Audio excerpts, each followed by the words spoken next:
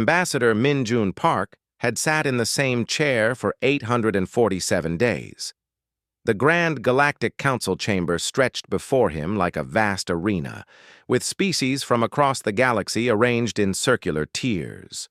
Some breathed oxygen like humans, others existed in containment fields filled with methane or lived as energy patterns behind shimmering barriers.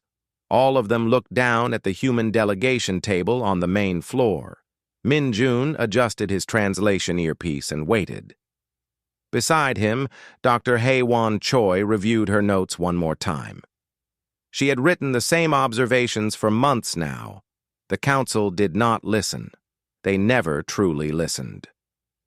"The human proposal is rejected," Luminarch Ixthal announced from the highest tier. The concordant leader resembled a crystalline spider, ancient beyond human understanding. Light refracted through its body when it spoke. "Your species lacks the maturity for full council membership. This matter is settled." Min stood slowly. He had practiced patience for over 2 years. "Luminarch, we are not requesting special privileges. We ask only for the same cooperation you extend to each other. Our intelligence networks have detected anomalies at the galactic rim. The quantum signatures match historical records of the Devourer swarm. We must prepare together." A sound like grinding metal filled the chamber. Kixtar of the Vrex Empire was laughing. The massive reptilian warrior towered over most species, his scales covered in battle scars. "The humans see shadows and cry for protection. Your kind arrived in this galaxy barely 2 centuries ago. You know nothing of the swarm. They were destroyed 10,000 years before your ancestors learned to make fire." "The records indicate the swarm was never destroyed," Hae-Won said quietly. "Only driven back. The conditions that allowed their return are forming again." Another council member spoke, this one a floating jellyfish-like being from the ethereal collective. "Even if this fantasy were true, what would humans contribute? You have no great fleets like the Vrex. Your technology is crude compared to the Concordat. Your worlds are few and weak." Min had heard variations of this speech dozens of times. "We offer what we have always offered: medical knowledge, diplomatic mediation, creative problem-solving. We have ended 3 regional conflicts in the past year through negotiation. We have treated diseases your own doctors deemed incurable. We build bridges between species who refuse to speak to each other." "Emotional tricks," Kixtar rumbled. "You mistake weakness for wisdom. Your military is pathetic. Your ships flee from combat. You speak of cooperation because you lack the strength to stand alone." The Luminarch's crystalline body pulsed with soft light. "The Vrex speaks harshly, but there is truth in his words. Humanity relies too heavily on feelings and intuition. The galaxy requires logic and strength. Your probationary period is extended another cycle. Perhaps in time, you will learn proper discipline." Min looked around the chamber. He saw species who had accepted human medical aid after natural disasters, then voted against human proposals. He saw civilizations whose trade disputes humans had resolved, now agreeing that humanity was too emotional. He saw the pattern clearly. The galaxy wanted human labor, but not human voices. Hae-Won touched his arm gently. In her eyes, he saw the same exhaustion he felt. They had tried. They had truly tried. Min began collecting the data tablets from the human delegation table. His movements were calm and methodical. Around him, the other human diplomats did the same. They had discussed this possibility many times in private. They had hoped it would not come to this. "What are you doing?" the Luminarch asked. Confusion rippled through its translated voice. "We are concluding our participation in these proceedings," Min said. He placed the last tablet in his carrying case. "For 2 years and 4 months we have attended these sessions. We have offered friendship, partnership, and warnings. The Galactic Council has made its position clear. You do not want human membership. You do not value human contributions. You do not trust human judgment. "You cannot simply leave," Kickstar said. He sounded more puzzled than angry. "You are the one seeking membership. This is your trial period." "A trial implies the possibility of success," Haywan said. "Every proposal we make is rejected.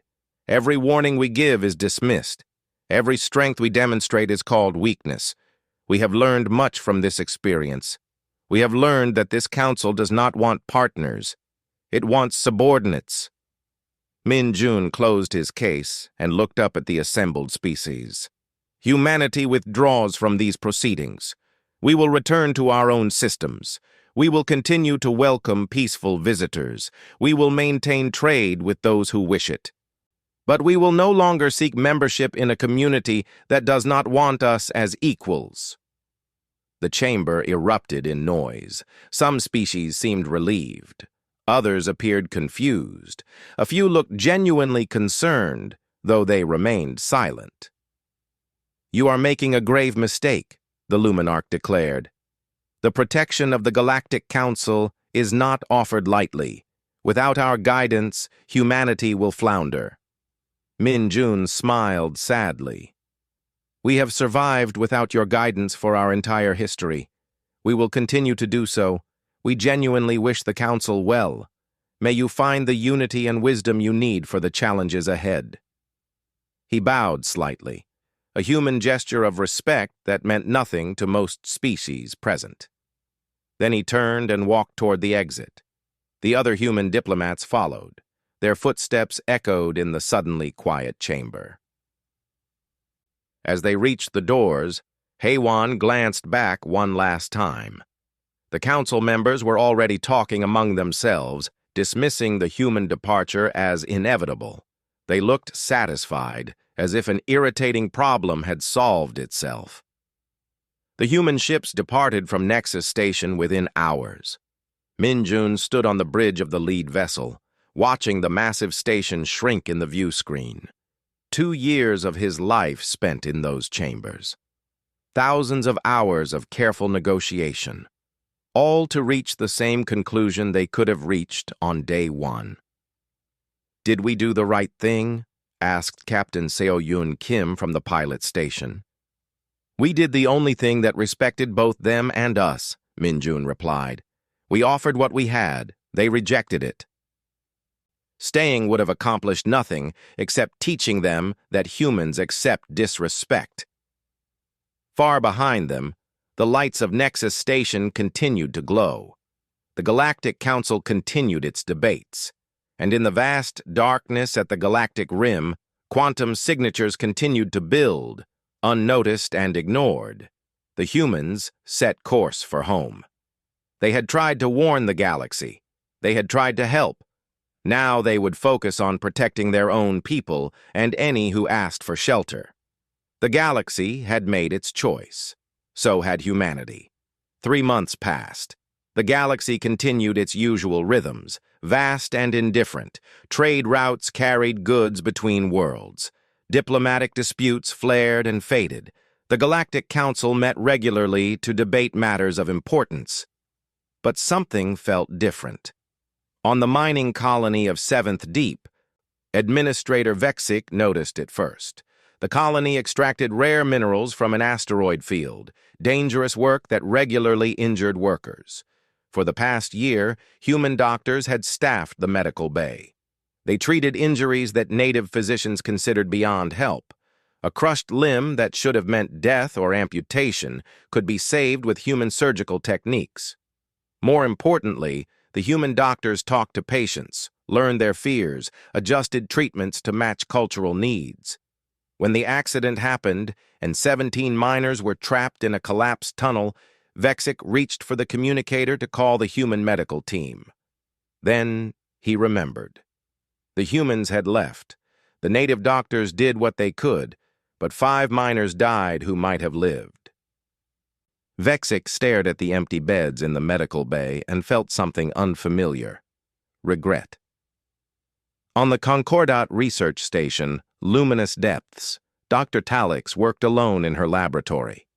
She was trying to solve an equation that had puzzled her for months. In the past, she would have sent it to her human colleague, Dr. Choi. The human had a strange way of looking at problems sideways, seeing connections that pure logic missed. Talix had called it intuition and felt slightly superior about her own rigorous methods. Now she stared at the same equation for the 100th time and got no closer to a solution. She drafted a message to Dr. Choi, then deleted it, then drafted it again. Finally, she sent it. I am curious why you departed our joint research into quantum biology. The work was progressing well. The response came 3 days later. The work was progressing well, Dr. Choi agreed. But the council made clear that human perspectives were not valued. I chose to invest my time where it would be welcomed. I wish you success with your equation. Talix read the message several times. There was no anger in it, just a simple statement of fact. She felt a strange sensation in her thorax. Was this what humans called embarrassment? The absence grew more noticeable as weeks passed. Human merchant ships no longer appeared at major trading hubs. They had always offered fair prices and built relationships over transactions. Other traders were more efficient, but less pleasant. Disputes that humans would have mediated now escalated into trade wars. The Vrex Empire and the Concordat resumed an old border conflict that had been dormant for years. The humans had brokered a peace agreement 8 months ago. With no human mediators to maintain dialogue, both sides returned to their entrenched positions. Kixtar led Vrex battle fleets to the disputed zone, expecting the Concordat to back down. They did not. Skirmishes began. The Galactic Council called emergency sessions. The debates grew heated. Species took sides. The careful balance that had maintained galactic peace for decades began to fracture. No one acknowledged that humans had been the ones maintaining that balance, quietly working behind the scenes to keep old rivals talking. On Earth, Ambassador Min-Jun Park read reports from across the galaxy. He sat in his garden in Seoul, surrounded by flowering trees. His successor had been chosen to manage Earth's limited external relations. Min-Jun was technically retired, but he still kept informed. They are struggling, Captain Seo-Yun Kim said. She had come to visit him, bringing news from the border regions. The Vrex and Concordat are on the edge of actual war. 3 minor species have asked if we would mediate. What did we tell them? Min-Jun asked. That we would welcome them as visitors if they wished to discuss peace, but we would not travel to Council space to offer services they previously rejected. Min-Jun nodded. They must value our presence before we return. Otherwise, nothing changes. Hei-Wan joined them in the garden. She had returned to teaching at the university, training the next generation of diplomats. I received 47 messages today from former colleagues across the galaxy, all asking similar questions. Why did we leave the research projects? Why did we withdraw our medical teams? Don't we care about galactic problems anymore? What do you tell them? Seo-Yun asked. The truth. We care deeply. But caring does not mean accepting disrespect. We offered help as partners. The Council wanted us as servants. We chose neither role. At the edge of the galaxy, unnoticed by anyone, a deep space monitoring station detected unusual readings. The station was human-built, gifted to the Galactic Council 2 years earlier as a gesture of goodwill. Its sensors were designed to detect quantum anomalies across vast distances. Warning signals transmitted automatically to Council headquarters. An automated message marked the transmission as Priority 1. A junior technician reviewed the alert, saw it came from human-designed equipment, and dismissed it. The humans had always been too cautious, seeing threats everywhere. The technician filed the report in the low-priority queue and moved on to other tasks. The quantum signatures continued to build at 3 points along the galactic rim. On Nexus Station, the Council debated the Vrex Concordat situation. The session had lasted 9 hours. Tempers were high. Neither side would compromise. Species that might have mediated stayed silent, unwilling to risk offending either powerful faction. The Luminarch finally called for a recess. As members departed, several found themselves thinking about the humans. Not openly, not in a way they would admit, but the thought was there, quiet and uncomfortable. The humans would have found a solution. They had a gift for making enemies talk, for finding middle ground where none seemed to exist. But the humans were gone, and they had left because the council told them to go. No, that was not quite accurate. The council had not told them to leave. The council had simply made clear that humans were not wanted as equals. The humans had drawn their own conclusions. In the Central Archives, a historical researcher named Kilmon made a discovery. He was investigating the last Devourer swarm invasion, an event from 10,000 years ago. Most records described how the great civilizations of that era had united to drive back the threat. But there were fragments, mentions of a mysterious species that appeared during the crisis, coordinated the defense, then vanished after the victory. The descriptions were vague, translated through multiple extinct languages, but certain phrases stood out. They spoke to the enemy as if speaking to friends. They saw solutions where we saw only death. Their weakness was their strength incomprehensible. Kilmon cross-referenced the descriptions with current species profiles. Only one match appeared. Humans. But that was impossible. Humans had only achieved space travel 2 centuries ago. They could not have been present 10,000 years earlier. Could they? Kilmon drafted a report to the council, then hesitated. Would they listen? The council did not value historical mysteries when current crises demanded attention. He saved the file to his personal archive and decided to investigate further before making any claims. The galaxy continued its troubled path, and in the darkness, quantum signatures grew stronger, marking the return of something ancient and hungry. The Devourer swarm emerged at 3 points simultaneously. Frontier colonies detected them first. Automated defenses activated. Emergency transmissions flooded toward the core worlds. Then the transmissions stopped. The colonies went silent. Kixtar led the Vrex battle fleet personally.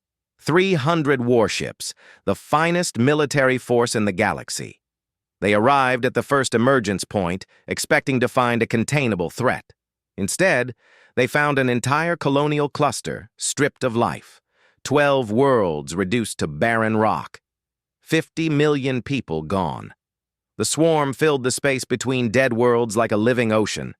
Billions of individual units, each the size of a human fist, moving with perfect coordination.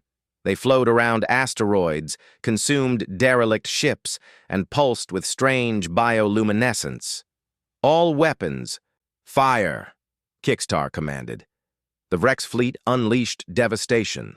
Plasma cannons, antimatter missiles, gravitic disruptors, entire sections of the swarm vaporized. Kixtar watched with satisfaction as his weapons carved holes in the enemy formation. Then the holes closed. The swarm flowed back together like water, and it began to adapt. The second wave of missiles detonated with half the effectiveness. The third wave barely damaged the swarm at all. Individual units began detaching and swarming toward the Vrex ships. They latched onto hulls, burning through armor with acidic secretions. "Retreat," Kixtar ordered. The greatest military commander in the galaxy fell back, unable to even slow the enemy advance. The Concordat fared no better. They deployed their most advanced autonomous defense systems. AI-controlled weapons platforms that could react faster than any biological mind. The swarm hacked them within hours, turning the platforms against their creators. The Concordat lost 17 stations before they realized their technology had become a liability. The Galactic Council convened in emergency session.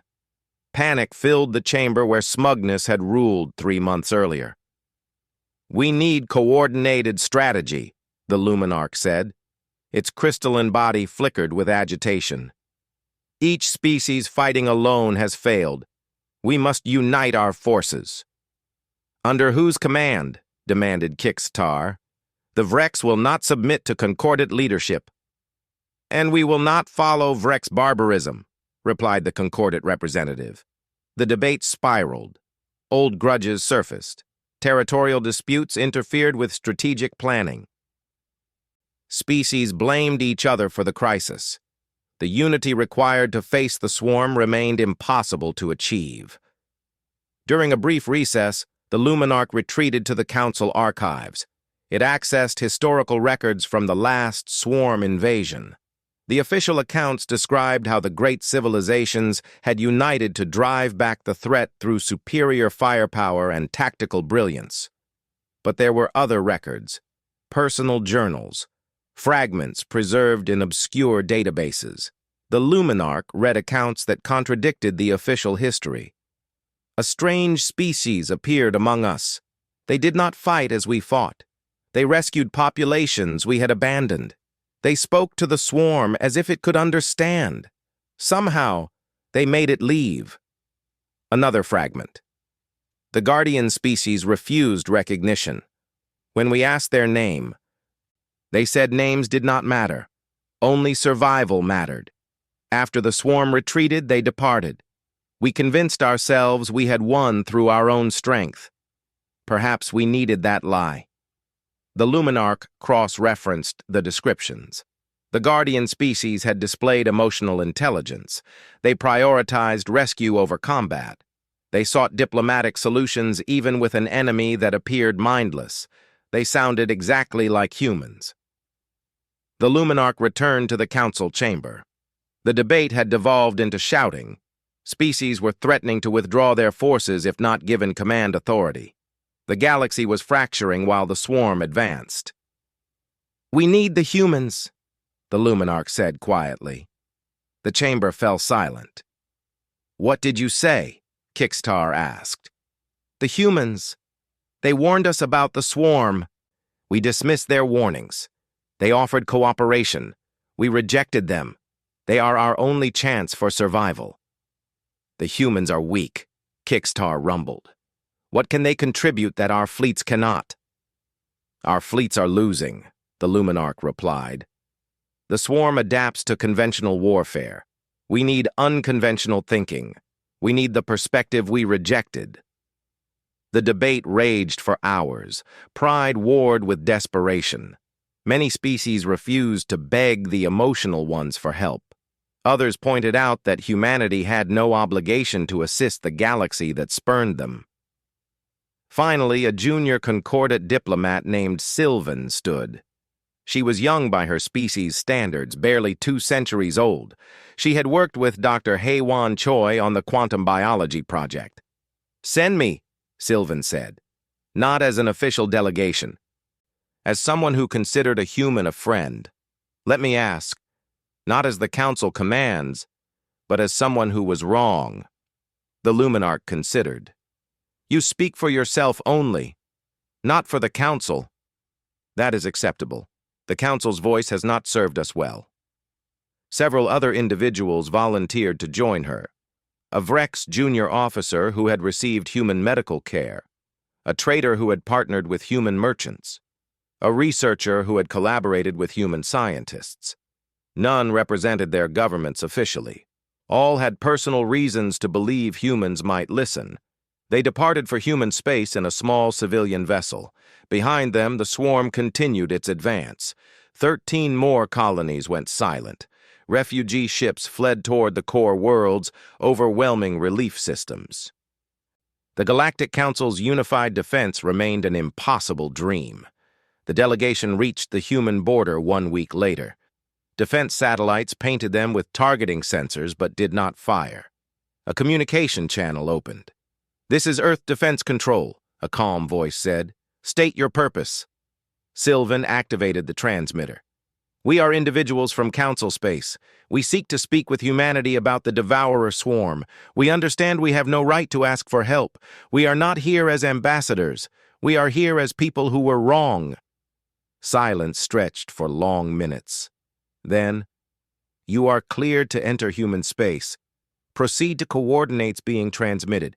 A reception team will meet you. They followed the coordinates to a station orbiting Earth's moon.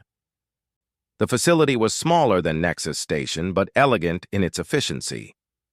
They docked and were escorted to a simple conference room with a window overlooking Earth. Ambassador Min-Jun Park entered. He looked older than Sylvan remembered, more tired. Dr. Hai-Wan Choi accompanied him, along with Captain Seo-Yun Kim in her military uniform. "We have been monitoring the situation," Min-Jun said without preamble. "We know the swarm has returned. We know the Council's forces are failing." "We were wrong to dismiss your warnings," Sylvan said. "We were wrong to reject your offers of cooperation. We were wrong about everything. The galaxy is dying. We cannot stop it alone. We are not here to demand help. We are here to ask, as individuals who failed to see your value, if there is any possibility you would help us anyway." Min-Jun looked at his colleagues. Some communication passed between them without words. "We are descendants of the species that helped the galaxy 10,000 years ago," Min-Jun said. "Our ancestors fought the swarm using methods other species did not understand. When the crisis ended, those species rewrote history to erase our role. They needed to believe they had won through their own strength. So we left, allowing that fiction to stand." Sylvan felt her thorax tighten. "The guardian species. That was you. That was our ancestors. We hoped the galaxy had learned enough in 10,000 years to handle the swarm's return without repeating old patterns. We were wrong. The galaxy has learned nothing." "Will you help us anyway?" asked the Vrex officer quietly. Hai-Wan spoke. "We have been preparing. We knew the swarm would return. We have been training, researching, and building defenses, but only for our own worlds and any refugees who reach us." "We will help," Min-Jun said, "but not as subordinates, not as tools to be used and discarded. If we fight this battle, we fight as equals. Our methods will seem strange to you. You must trust them anyway." "What are your terms?" Sylvan asked. "No terms, no contracts. Just a promise that when this ends, the galaxy will remember who we are and what we can do. Not as weak emotional beings, but as partners worth respecting." Sylvan rose and bowed in the human style. "I cannot speak for the Council, but I promise to spend my remaining life ensuring the truth is told." Min-Jun smiled sadly. "Then we will help. Prepare your people. The human way of fighting is not what you expect." The human fleet entered Council space quietly. No grand announcements, no dramatic displays of force. 300 ships, modest by Vrex standards, carrying not weapons but people, medical teams, engineers, psychologists, linguists. The galaxy expected warriors. Humanity sent healers. Captain Seo-Yun Kim commanded the first mission. Her ship, the Gentle Hand, approached a colony world the Council had declared lost. The swarm covered half the planet's surface. Conventional wisdom said anyone still alive was beyond rescue. "We are detecting life signs in the southern continent," her sensor officer reported. "Approximately 400,000 people trapped in an underground shelter complex. The swarm will have consumed them by the time evacuation completes." Kickstar's voice crackled over the communication channel. He was observing from a safe distance. "It is wasteful to risk ships for the dead." Seo-Yun ignored him.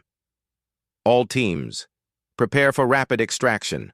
We will create a distraction pattern while evacuation shuttles land." The human ships did something no one expected. They broadcast sound, music, human music, complex and emotional. The swarm's movement patterns changed. The coordinated flow became confused, disorganized. Individual units began moving toward the sound sources instead of the shelters. "They are responding to auditory stimuli," Dr. Choi explained from the research vessel. "The swarm is not mindless. It is curious. Sound patterns this complex do not exist in nature. It wants to understand them. While the swarm investigated the music, evacuation shuttles landed. 400,000 people, 17 different species, were extracted in 6 hours. The council had written them off. The humans brought them home. The pattern repeated across the frontier. Where council forces saw lost battles, humans saw rescue opportunities. They evacuated 12 million people from worlds the council had abandoned. Every life saved was a statement. Humanity did not measure victory in enemy destroyed. They measured it in people saved. But rescue was only part of the human strategy. Dr. Hae-Won Choi led the second phase. She studied captured swarm units with a perspective that horrified military commanders. She did not dissect them to find weaknesses. She tried to understand them. They are not evil, she explained to the assembled council leaders. They are a hive intelligence operating on principles we do not comprehend. They consume biological matter, yes. But watch the pattern. She displayed holographic data showing swarm movement across multiple worlds. They do not consume randomly. They prioritize certain genetic structures. They sample, catalog, and move on. They are searching for something. What possible difference does that make? Kickstar demanded. They destroy worlds. Understanding their motivation does not stop them. Understanding is the first step to communication, Hae-Won replied calmly. You cannot negotiate with something you consider mindless evil. But if they have a purpose, a need, then we have the foundation for dialogue. The Luminarch's crystalline body pulsed with agitation. You propose talking to the swarm? They have killed billions. And you have killed millions of them, Hae-Won pointed out. From their perspective, you are the aggressive species. But I am not asking you to approve. I am informing you of what we will attempt. The human research teams worked with swarm units they captured alive. Not torture, not vivisection, study. They analyzed communication patterns. The swarm did not speak in any conventional sense, but they transmitted information through chemical signals and quantum entanglement. Humans began to decode the language. What they discovered changed everything. The swarm was dying, not from warfare, from genetic stagnation. Their hive mind had optimized their biology so perfectly that they had eliminated variation. Without genetic diversity, they faced extinction within a few thousand years.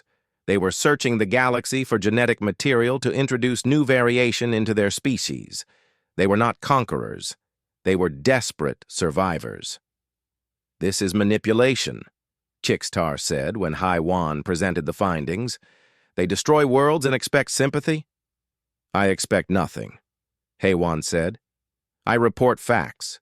Their method is destructive because they do not understand individual consciousness. To them, consuming a few thousand members of a species to gather genetic samples seems reasonable. They do not grasp that you experience death as tragedy. They think of you as they think of themselves, as parts of a larger whole. Min-jun stood. We propose negotiation, direct communication with a swarm prime node. We will serve as mediators. The council chamber erupted in protest. The idea was unthinkable. Negotiate with an enemy mid-invasion? Accept that the swarm had understandable motivations? It contradicted everything military doctrine taught. But the alternative was extinction. The swarm adapted to every conventional tactic. Military victory was impossible. Species could flee deeper into the galaxy, but the swarm would follow. Eventually, there would be nowhere left to run. The vote was close. Many species refused to participate, but enough agreed to make the attempt possible. A negotiation site was established in neutral space. Human mediators prepared for the most important conversation in galactic history. The swarm prime node arrived in a vessel that looked like a living planet. Billions of individual units working in perfect coordination. The human delegation approached in a single small ship. No weapons, no defenses, just people willing to talk. Hae-Won led the team. She had spent months learning swarm communication patterns. She broadcast the first message in their chemical quantum language. We speak for the individual consciousness species of this galaxy. We understand you seek genetic diversity. We understand you face extinction. We propose cooperation instead of conflict. The response came slowly, the swarm's vast intelligence processing this unprecedented communication. Individual consciousness species, explain concept. You are fragmented beings. How do you function without unity? We are separate people who choose to work together. Each of us is complete. Each of us matters. When you consume us, you do not just take genetic material. You end irreplaceable individual existences. Long silence. Then, this concept is disturbing. We did not understand. We thought you were like us. Fragments of a whole. Taking fragments seemed harmless. The conversation continued for hours. Humans explained individual consciousness, fear of death, the value of irreplaceable lives. The swarm tried to comprehend a way of existing completely foreign to its experience. Finally, we require genetic diversity to survive, but we do not wish to cause individual death. Is there a solution that serves both needs? HFY smiled. Yes, we propose a genetic library. Species contribute samples voluntarily. You receive the diversity you need. No one dies. Everyone survives. This is acceptable, but we do not understand why you help us. We have caused individual death. By your values, we have committed terrible acts. You committed those acts without understanding. Now you understand. Now you can choose differently. We believe in giving everyone the chance to be better than they were. The negotiations succeeded. The swarm agreed to cease attacks immediately. A genetic library would be established with samples from willing species across the galaxy. In exchange, the swarm would share their advanced biological knowledge, insights into genetic engineering that could cure diseases and extend lives. The galaxy was saved, not through superior firepower, not through tactical brilliance, through understanding, through communication, through the willingness to see potential friends in the most unlikely places. Kixtar watched the human delegation return from the negotiation. He had built his entire identity on military strength. The humans had accomplished with words what his fleets could not achieve with weapons. I do not understand you, he said to Captain Kim. You saved millions who others abandoned. You spoke to enemies as if they were friends. You risked everything for people who rejected you. Why? Seo Yun considered the question. Because we believe everyone deserves a chance. Everyone can change. Everyone has value. That is not weakness. That is strength you have not learned to recognize. For the first time in his long life, Kixtar wondered if he had been measuring strength incorrectly. Perhaps the humans were right. Perhaps the greatest power was not the ability to destroy, but the ability to understand, to forgive, and to build bridges where others saw only enemies. The galaxy had been saved, but more importantly, the galaxy had been taught. The lessons would take time to learn, but humanity was patient. They had always been patient. 1 year after the negotiation, the galaxy barely resembled its former self.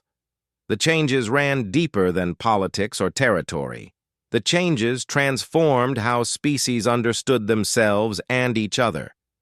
The genetic library orbited a neutral star, maintained jointly by humans and the swarm. Dr. Haewon Choi worked there 3 days each week, coordinating contributions from species across the galaxy. The massive station held genetic samples from 417 species, each catalog entry accompanied by cultural information and medical data. The swarm maintained a permanent delegation at the library. Individual units lived in specialized environments, communicating with researchers through the chemical quantum language humans had decoded. They were no longer a faceless threat. They had names, preferences, and what might be called personalities. though the concept still puzzled the hive mind. We have integrated 17 new genetic sequences this month. A swarm unit designated Observer of Patterns reported to HFY. Its communication came through a translation device humans had built. Our evolutionary stagnation is reversing. In gratitude, we offer treatment protocols for crystalline decay disease. HFY accepted the data tablet. The Concordat will appreciate this. That disease has affected their population for centuries. We understand gratitude now, Observer of Patterns said. A human concept. We experience something similar when thinking of Dr. Choi and the individual consciousness species who chose cooperation over destruction. Is this what you call friendship? HFY smiled. Yes, that is friendship. The transformation extended beyond the library. The Galactic Council had restructured completely. The old hierarchy, with ancient species holding authority over younger ones, had been dissolved. The new council chamber was designed as a perfect circle. No high tier, no low tier. Every species sat as equals.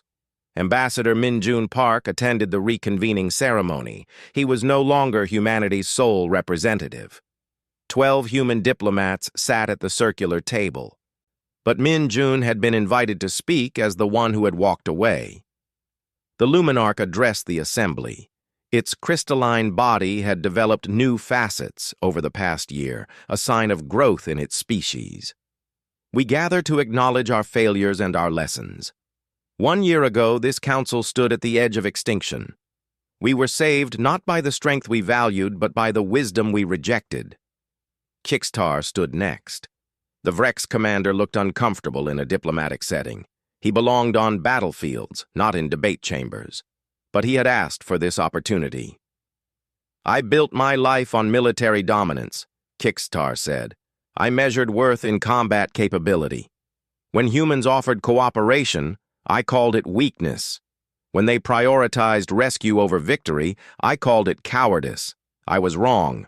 Completely, utterly wrong. He turned to face the human delegation. Humans saved 3 million Vrex citizens from worlds I had declared lost. They negotiated peace where I saw only war. They found solutions I could not imagine. I asked Captain Kim why they helped people who rejected them. She said everyone deserves a chance to change. I am trying to take that chance. Sylvan spoke for the Concordat. We were ancient and proud. We believed our age granted us wisdom, but we had become rigid in our thinking. Humans showed us that wisdom comes not from age, but from the willingness to see new perspectives. Dr. Choi taught me more in 1 year of friendship than I learned in 2 centuries of pride. Representative after representative stood. Each acknowledged their mistakes. Each thanked humanity for helping despite those mistakes. Each committed to building a different kind of galaxy. When Min-Jun finally stood, the chamber fell silent. We departed the negotiating table because we were not wanted as partners, he said simply. We returned because people were dying. That is who humans are. We do not help because we expect gratitude. We help because it is right. We do not seek leadership. We seek cooperation. He paused, looking around the circular chamber. The galaxy asked why we forgave species that rejected us. The answer is simple. We believe in change. We believe everyone can be better tomorrow than they are today. Holding grudges serves no purpose. Building bridges serves everyone. The Luminarch spoke again. We asked humanity to leave. They did. We faced annihilation without them. They returned anyway. We thought we were teaching them their place. Instead, they taught us ours, not above or below each other, but beside one another. A new council charter was signed that day.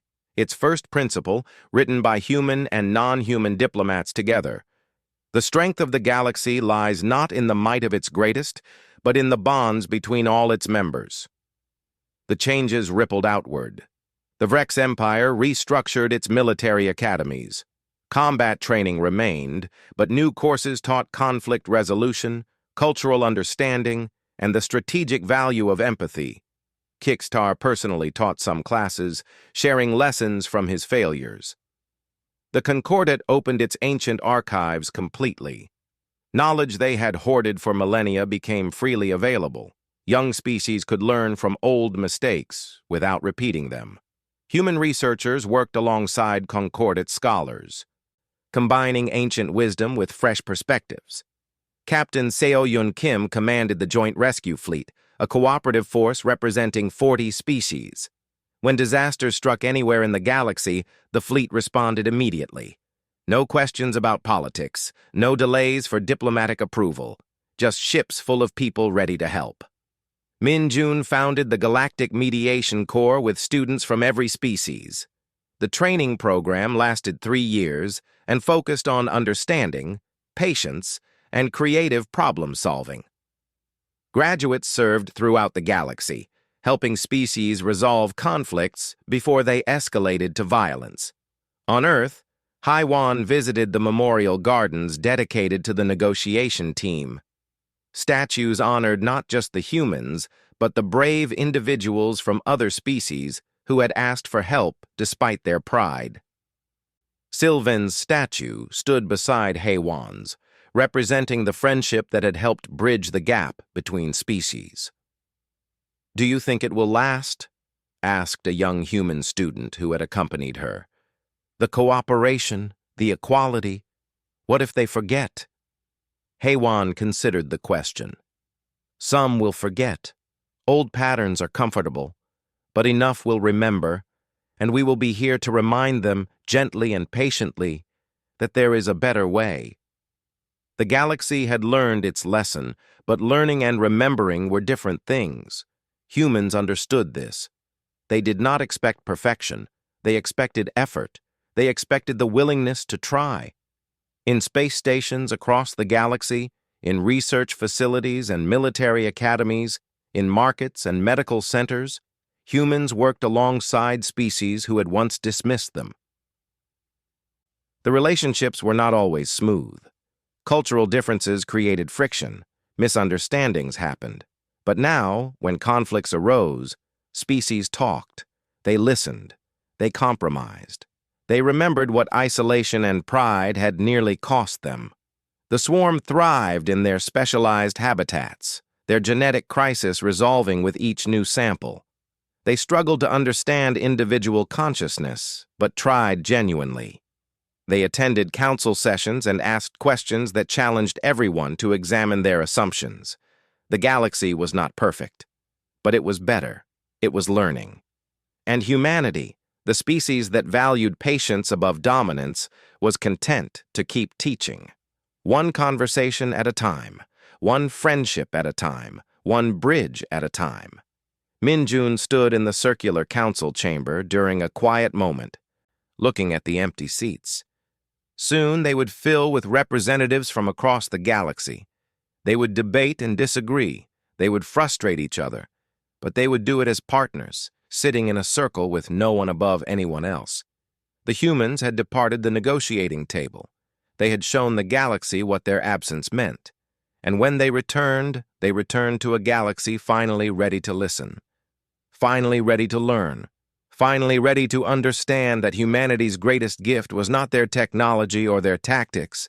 It was their unwavering belief that everyone, even ancient hive minds and proud empires, deserved the chance to be better, and that together, they all could be.